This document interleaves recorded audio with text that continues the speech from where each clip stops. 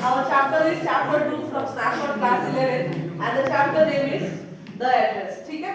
So we are just going to start the chapter. The summary of the chapter is very important as you all know because जब आपको पाठ ही नहीं पता होगा तो आप देख नहीं पाओगे, उस डेस्टिनेशन पहुंच नहीं पाओगे। वैसे जो समरी है वो पाठ का काम करता है, रास्ते का काम करता है, जो आपको गाइड करता है कि आपके चैप्टर में है क्या।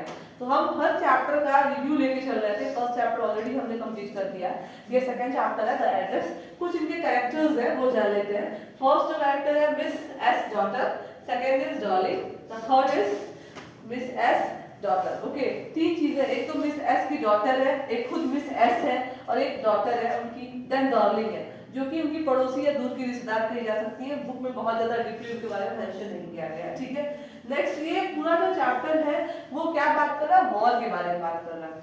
आप सभी को पता है कि जब भी वॉर होती है तो वॉर में होता क्या है, एक्चुअली सबसे पहली चीज होती है कि दो देशों के बीच में या दो जगह के बीच में अगर युद्ध हो रहा है तो दोनों जगह ही डिस्ट्रक्शन होता है। कॉमन लोगों का कोई कसूर नहीं होता है उसमें, कॉमन लोग का कोई हाथ नहीं होता है वॉर कराने में, वॉर को रोकने में, वॉर इन्वॉल्वमेंट में। वो आर्मी ऑफिसर्स ही लड़ते हैं लेकिन सभी के सभी प्रभावित हो जाते हैं। ठीक ऐसे ही हॉलैंड में वॉर होता है। ठीक है, वॉर होता रहता है तो वहाँ पे जो लोग हैं, वहाँ पे कौन कौन रह रहा है, वहाँ पे मिस एक्स रह रही है, उनकी डॉटर, उनका छोटा सा फैमिली रहता है। तो वो लोग क्या करते हैं, वहीं पे रहते हैं और इनके पास काफी अच्छी प्रॉपर्टीज हैं, अच्छी अच्छी कटरीज हैं, घर में पूरी चीजें भरी पड़ी हैं। लेकिन होता क्या है, एक दिन मिस डॉर्लिंग आती है। ठीक है, मिस डॉर्लिंग उनकी पड़ोसी है, काफी दूर की रिश्तेदार भी कही जा सकती है। ये आती है, उनको सजेशन देती है कि आप लोग वॉर हो रही है तो कहीं ना कहीं आपका घर टूट सकता है, आपका सामान जो है डिस्ट्रक्ट हो सकता है। तो आप ऐसा करिए कि अपना सामान मुझे अलाउ कीजिए, मैं अपने घर में ले जाके शिफ्ट कर दूं। जैसे ही आपका वॉर खत्म होता है वैसे आप क्या करें, अपना सामान हमसे वापस ले लीजिएगा। अब यहाँ पे दो चीजें हम दे सकते हैं। अगर इसका पॉजिटिव साइड देखा जाए तो ये लेडी क्या करना चाह रही है, हमारे सामान को, हमारी चीजों को प्रोटेक्ट करना चाह रही है, तो कहीं ना कहीं हमारे हित में है। लेकिन दूसरी साइड क्या है इसकी, जो मिस डॉर्लिंग है वो ये सोचती है कि वॉर के बाद जैसे ही वॉर खत्म होगी उसके बीच में ये लोग मारे जाएंगे, इनका घर सब कुछ टूट जाएगा और जो भी सामान ये अपने घर लेके जाएंगी वो सारा का सारा क्या हो जाएगा, उनका हो जाएगा। ठीक है, तो पॉजिटिव और निगेटिव दोनों साइड की गई है। ठीक है, होता क्या है एक्चुअली, ये चली जाती है धीरे धीरे डॉर्लिंग रोजाना आती है, रोजाना कुछ न कुछ लेकर जाती है। ठीक है, कभी फ्लावर वेस लेके गई, कभी सूटकेस लेके गई, कभी बर्तन लेके जाती है। उनके घर के बर्तन सभी के सभी चांदी के होते हैं, जो भी ग्लास है, कप है, प्लेट है और जो क्लोथ्स है, वो सारी की सारी चीजें रोज रोज लेके जाती हैं। अचानक से जब मिस एस होती है, उनकी बेटी होती है, वो जब छोटी है काफी ज्यादा, लेकिन फिर भी वो नीचे उतरती है, अपने रूम में देखती है कि कमरा हल्का लग रहा है, खाली खाली सा लग रहा है। तो वो उससे पूछती है अपनी मम्मी से कि क्यों ऐसा हमारा रूम कुछ खटाया गया है, क्यों हमारा रूम वेकेंट लग रहा है। तो वो काफी हैप्पी होती है कि हमारी बेटी नोटिस कर रही है चीजों को। तो वो इंट्रोड्यूस कराती है मिस डॉर्लिंग से और कहती है कि ये हमारी दूर की रिलेटिव है। उनका जो एड्रेस है वो क्या है, मार्करी स्ट्रीट नंबर 46, इसे लर्न कर लो। ये हमारा सारा सामान लेके जाएंगी, अपने पास रखेंगी, जैसे ही वॉर खत्म होगा वैसे ही वहां से सामान हमें क्या करना है, लेकर आना है। यहाँ तक क्लियर हुआ? अब आगे चलते हैं भाई। काफी ज्यादा वो मुशक्कत करती है वो लेडी, रोज आती है, रोज लेके जाती है। तो ये गुस्सा हो जाती है अपनी मम्मी पे कि आप ऐसा क्यों कर रही है, क्यों सारा सामान रोजाना उसे दे रही है।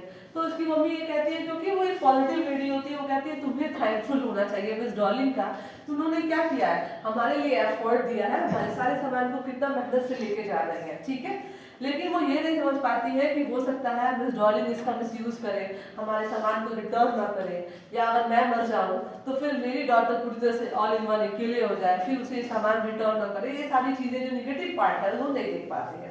ठीक है, ये सारा सामान लेके चली जाती है धीरे धीरे करके।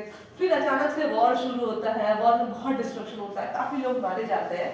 होता क्या है, मिस जो डॉर्लिंग है वो तो सारा सामान लेके चली गई है, वॉर के बाद जो मिस एस है वो भी मारी जाती है। सिर्फ कौन बच जाता है, सिर्फ उनकी बेटी बच जाती है। ठीक है, अब बेटी बच जाती है, वॉर जब खत्म होता है तो वहां का पूरा जो एरिया होता है वो खत्म हो गया होता है, तो वो दूसरे जगह चली जाती है। फिर वहां पर शिफ्ट होती है, एक छोटा सा रूम लेती है भाड़े पे और वहां पे रहने लगती है, जिसमें 2-3 बर्तन होते हैं और छोटी छोटी जरूरतों की चीज होती है। वैसे ही बैठी होती है, काफी अपसेट होती है वॉर को लेके कि भाई वॉर हुआ, उसकी मम्मी को उसने खो दिया, उसने अपना घर खो दिया, वो सारी चीजों को खो दिया।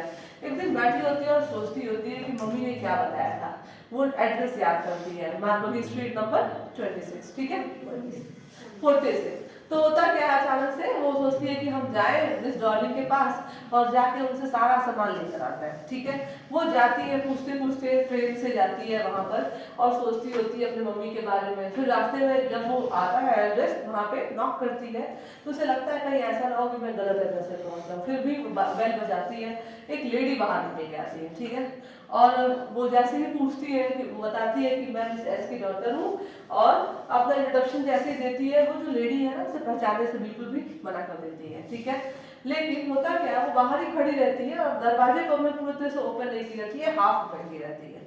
ठीक है, जैसे ही उसका नजर पड़ता है मिस एस डॉटर का, जो कपड़े वो लेडी पहनी रहती है, वो कपड़े क्या होता है, उसकी माँ के होते हैं।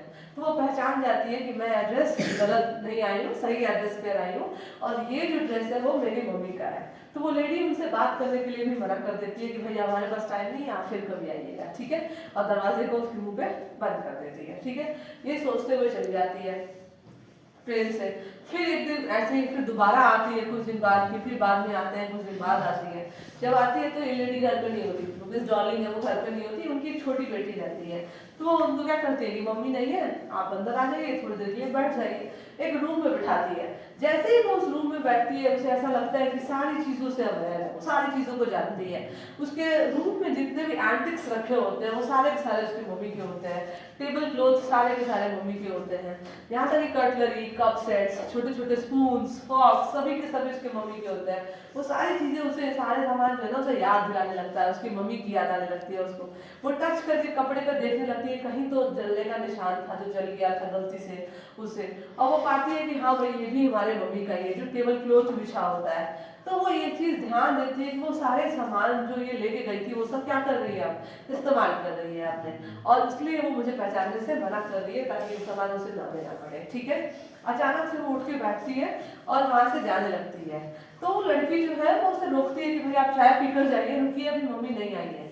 तो भी कहती है नहीं हमारा ट्रेन लेट हो रहा है, और ट्रेन में बैठती है, वापस जाने लगती है। और वो सोचती है कि वो सारा सामान लेकर वो क्या करेगी।